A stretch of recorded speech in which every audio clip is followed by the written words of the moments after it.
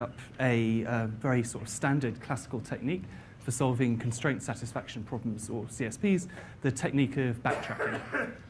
So I should start out by saying what a constraint satisfaction problem is. So I'm going to think about problems which are constraint satisfaction problems on n variables, x1 through xn, which are specified by a sequence of constraints. So a constraint is just something which some subset of the variables has to satisfy. So I guess we'll usually think about a constraint needing to be satisfied by a kind of constant number of the variables. And what we want to do is we want to find an assignment to the variables x1 through xn which satisfies all of the constraints.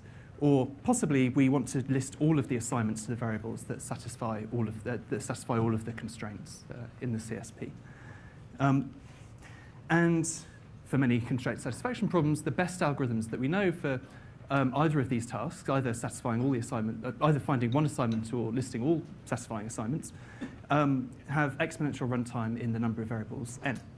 So one classic example of this is the Boolean satisfiability problem. So in particular, the special case 3-sat, where we have a Boolean formula in n variables, x1 through xn, each of which takes the value 0 and 1. And this Boolean formula is split up into clauses. So here's clause x1 or x2. This clause is x1 or not x3, and so on. And we want to satisfy all of the clauses. We want to find some assignment to the variables x1 through xn which satisfies all of these clauses. And this is a classic problem in computer science, and it's a very interesting one, and it's very challenging to solve. OK. So let's think about ways in which we might try and solve 3-sat or problems of this form. So one very naive classical algorithm we might think about is exhaustive search. So imagine we want to find a satisfying assignment to this formula here at the top. One way we can do this is to try every different possible assignment to the variables x1 through x4. And one way we can think about this process is as exploring a tree of assignments. So for example, we might start out with assigning value 0 to x1, might assign the value 0 to x2, might assign the value 0 to x3 and 0 to x4. And we try this, and we see that it doesn't satisfy this formula, the assignments, all variables being equal to 0. So then we might try assigning the same thing, but with x4 being equal to 1. Then we see that still doesn't satisfy the formula. Then we can go on trying different values of the variables until we eventually find one find one assignment to the variables which does satisfy the formula. For example, this one here, where we assign x1 0, x2 1, x3 0, and x4 0, for example. OK, so this is a very simple, very naive algorithm, and this will take time, about 2 to the n in the worst case, for some formula that contains n variables. But we can do something slightly less naive and slightly more non-trivial with a formula of this form, for a problem like this. Because we can observe that, in fact, we don't need to explore this entire tree on the previous slide. For example, if we assign the value 0 to x1 and the 0 to x2, then we can see already that the formula is false, evaluates to false, because we have already failed to satisfy this first clause here. So assign x1 0, x2 0, this clause is not satisfied, so the whole formula cannot be satisfied, whatever we assign to the rest of the variables. So this means that there's no point in exploring anything further from that position in the tree. So if we look at this tree again here, we can see that if we're at this point here in the tree, then all of the vertices below at the bottom are coloured red. So there's no point in exploring this section of the tree. We might as well give up at this point and carry on elsewhere. OK. So we can modify the previous naive algorithm to explore a smaller tree by checking whether the formula is true or false at some internal nodes within the tree. So like that node I just showed you, where at that point all of the children of the node are not satisfying. So what does exploring the tree correspond to in terms of looking at the original formula? It corresponds to substituting values for the variables into the formula and simplifying it and seeing if we get something which has already failed to be satisfied, or perhaps something where we've already satisfied all of the clauses. So we can stop then and say, OK, this is a satisfying assignment for whatever values of the remaining variables. OK, so this is a kind of very generic procedure that I've just described, this idea of substituting values in and then checking to see if the formula is satisfied at that point. And one way of making it more concrete is to decide which order that we choose the variables in. So at each position in the tree, we have a choice of which variable to look at next, which variables to substitute a value in for. And we may have many different ways in which we can choose this variable. So we're just going to have some kind of heuristic which tells us which one to choose next. So for example, we might have the following heuristic. We might just choose an arbitrary variable to substitute a value in for that is contained within a shortest clause within the formula. So this might make sense because we think of the shorter clauses as constraining the formula more.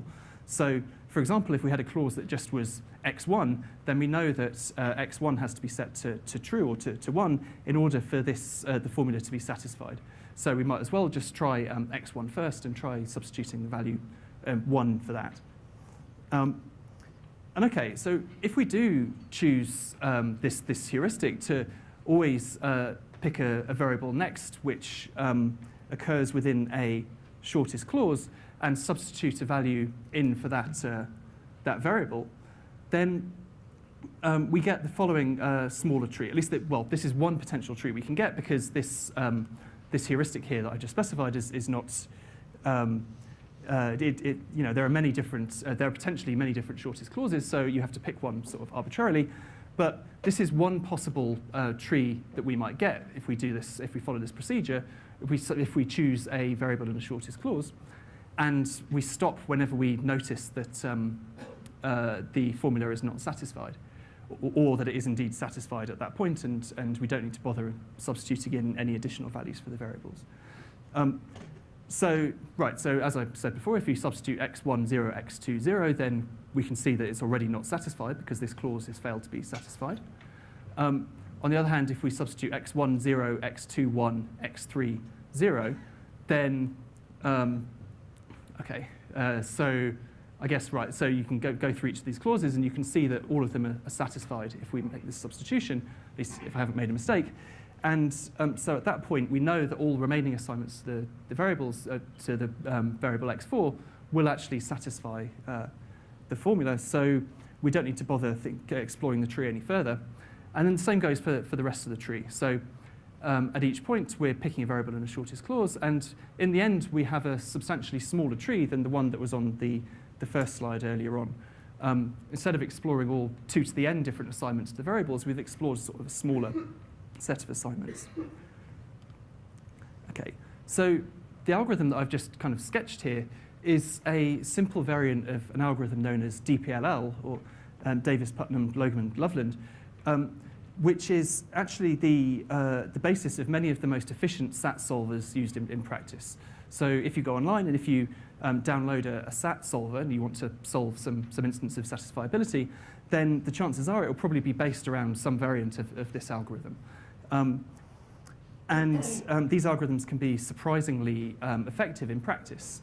In fact, if you try running one of these SAT solvers on your laptop, probably you can solve a random instance with a couple of hundred variables in just a few seconds on a sort of modern laptop, which is kind of amazing when you think that this problem is NP complete and is considered to be kind of hard in the worst case. And this sort of general framework where we try and solve a constraint satisfaction problem by substituting values in for some of the variables and determining whether the problem is already solved or has, or no assignment to the remaining variables can solve the problem. This, and then we kind of go back through the tree and try different possible solutions to different possible assignments to the variables. This general framework is called backtracking for kind of obvious reasons, because we are going through the tree and we're kind of backing up when we find something that's not satisfied and going down some different path within the tree. And backtracking algorithms often have this nice feature that instances that we see in practice have fairly small trees. So even if we can't necessarily prove a good worst-case upper bound on the complexity of these algorithms, for instances that we see in practice, the bound might be quite good. The algorithm might run fairly quickly. Okay. So a sort of way of thinking about these problems quite generically is through the following sort of framework. We imagine that we want to solve some constraint satisfaction problem on n variables. So each variable is picked from a domain of d possibilities. So we imagine it takes the value 0 through d minus 1, potentially. And we want to solve some problem based around constraints on these n variables. And just to introduce some notation, if we can use this symbol curly d here for the set of values between 0 and d, and also star, and then n lots of these, where star just means not assigned yet. So d is the set of partial assignments to variables. So it's a set of assignments to some of the variables and not assigning some of the other variables. So we're going to assume that we have access to some predicate p, which maps a partial assignment to either true, false, or indeterminate. So this tells us what the status is of a partial assignment to the variables. And sometimes, it will say true, because that means we know that whatever we assign the rest of the variables, the constraints are all satisfied, and that solves the problem. Or maybe it would say false, which say that, OK, some of the constraints were already violated, so we don't, this cannot be extended to a solution to the problem. Or maybe we get indeterminate, which says that we just don't know yet. Some of the constraints are sort of not failed to be satisfied, but might still not be satisfied by some of the by the variables that remain. So, OK, so we have access to this predicate p that tells us status of a partial assignment. We also have access to some heuristic h, which, given a partial assignment, it tells us which variable we should look at next. So, for example, if we pass in just the empty partial assignment to h, it tells us what the first variable is we should look at, the first variable we should substitute a value in for. And as we progress through the algorithm, at each step, we can pass in a partial assignment to h, and it will tell us which variable to look at next time.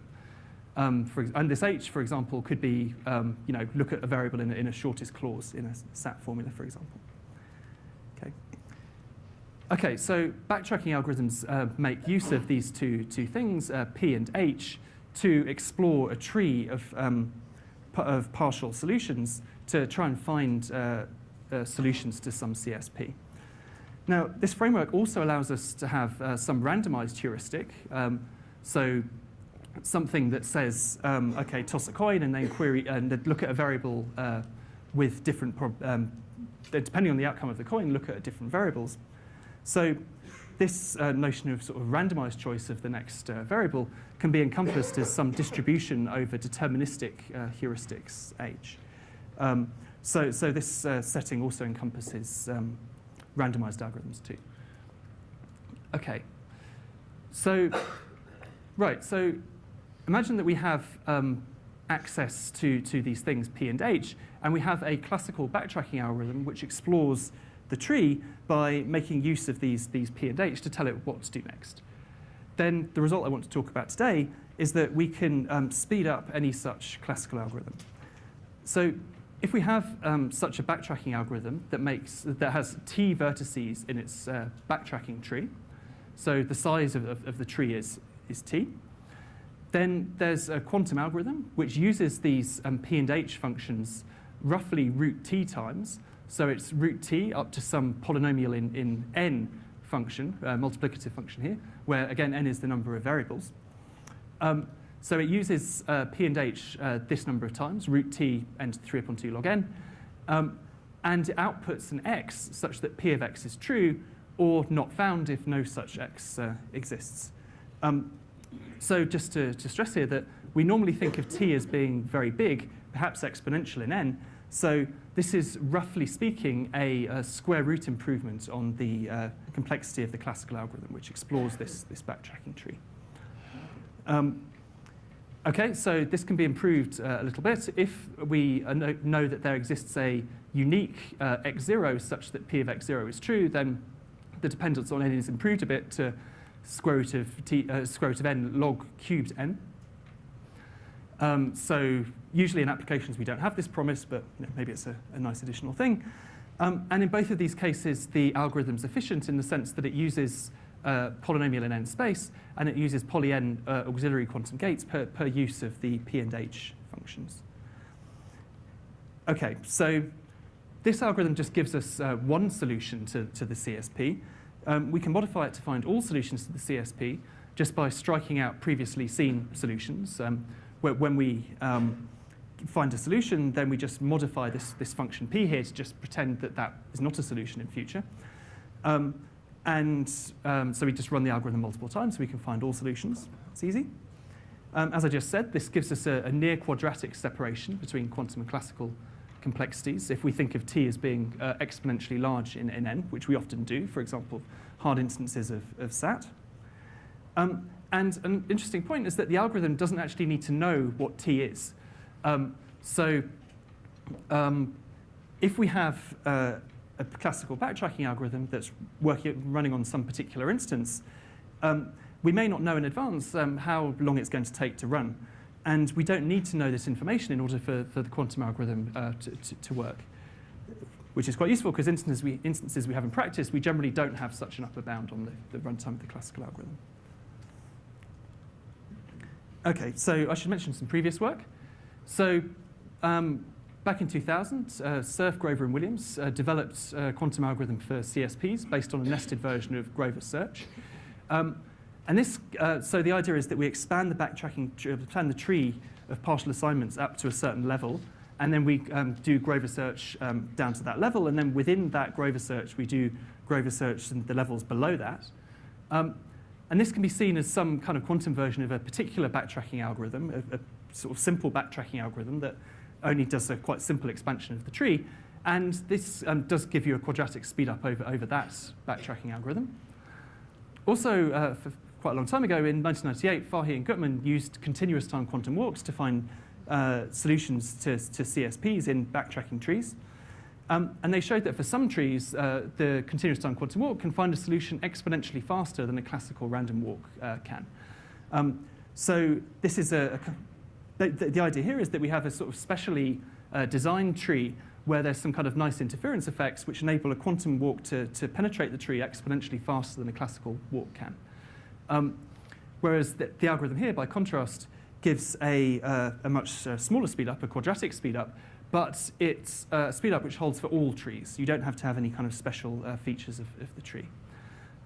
It's also worth mentioning quite quickly a couple of ideas which don't work. When you see this kind of square root in the previous slide, you might immediately think, oh, well, maybe you can do kind of Grover search on the leaves in the backtracking tree or something like this. And that would give you this kind of square root speedup. But this doesn't work because, in general, you don't normally have a mapping that tells you, for an index I, what the ith leaf is in the tree. If you had such a mapping, you could indeed just search over all of the leaves. But in general, you don't. And in fact, there's some complexity theoretic evidence that it's generally hard to produce such a mapping. And also, you might think, oh, maybe you can use amplitude amplification to pick a leaf at random and then speed up the time to find a leaf which is a solution. And it turns out this doesn't work either because it's hard to pick a leaf uniformly at random because the tree in general is quite unbalanced. OK, so just describe briefly the ideas behind the algorithm. So the idea is indeed to use quantum search in the backtracking tree. Quite a few people have studied quantum search in various graphs, often using quantum walks. But there are some difficulties with this particular problem, which mean that these standard techniques are often not applicable. In particular, the graph isn't known in advance. It's determined by the backtracking algorithm kind of on the fly, the classical backtracking algorithm. So usually most of these previous works assume that you know the graph at the start of the algorithm. And also, we start at the root of the tree when we run the algorithm. We don't start on the stationary distribution of a random walk on the graph. And again, many of these previous works assume that we do start in the stationary distribution. But a way to overcome this is work of Alexander Belovs a few years ago now, which relates quantum walks to effective resistance in electrical networks. And this evades some of these restrictions. And indeed, the quantum algorithm here is just a special case of the algorithm of Belovs. Okay. And it operates on a t-dimensional Hilbert space, which is spanned by some states R, and then X, where X is between 1 and t minus 1, where R is the root of the tree.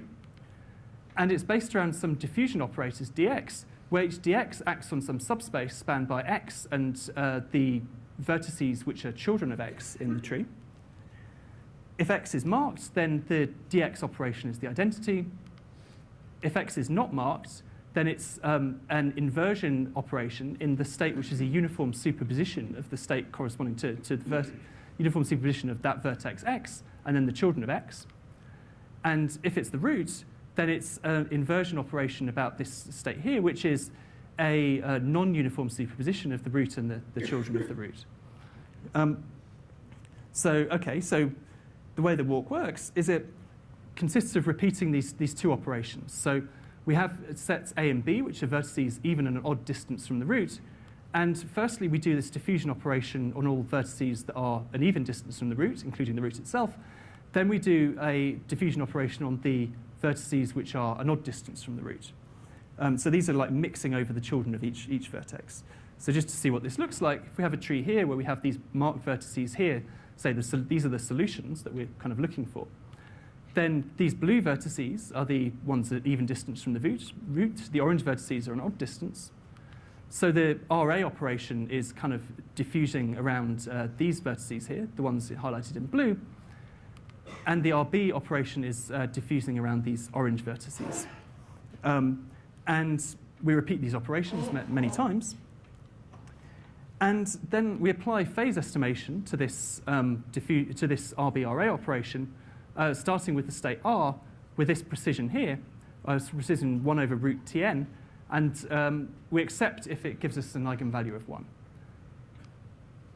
It's shown in Belovs in 2013 that if there is a marked vertex in the tree, a solution, then this RB-RA operation has an eigenvector with eigenvalue 1, an overlap bigger than half with R. On the other hand, if there isn't a marked vertex, then the projection of the roots, vertex R, onto the space spanned by eigenvectors with small eigenvalues, so eigenvalues most order 1 over root Tn, this projection has small weight, less than a quarter or something like this. So the point is that we can use phase estimation to distinguish between these two different cases with order 1 over root, ordered root Tn uses of this operation here. Okay, and so this is a detection operation here. This lets us just tell whether there is a marked vertex or a solution in the tree. But we can also use it to find marked vertices in the tree via binary search.